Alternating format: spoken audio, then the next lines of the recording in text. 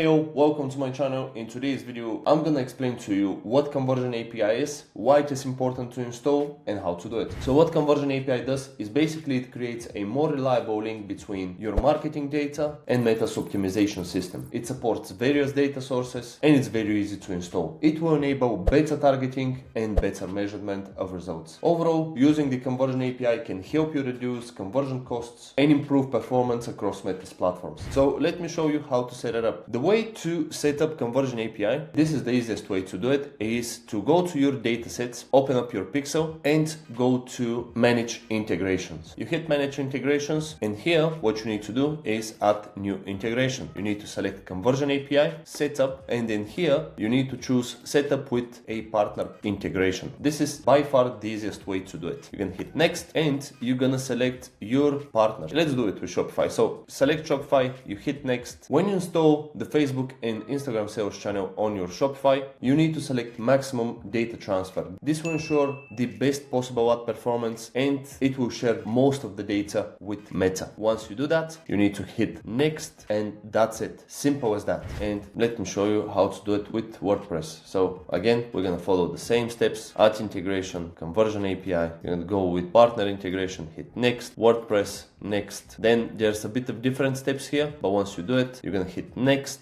again next, and here you need to see verify that your pixel is working correctly. You're gonna see this on every single platform that you're trying to set up with Conversion API. Same with Shopify. If you see active here, it means it's set up correctly. You hit next again, finish, and that's it. And later on, when you go to your ad accounts and you're building a campaign, when you select a conversion event, you see Conversion API next to all of the events that you have set up, as you can see here. And this is how you can verify if your Conversion API is set up correctly. And that's about it. If you have any questions, drop them in the comments below and I'll see you in the next one.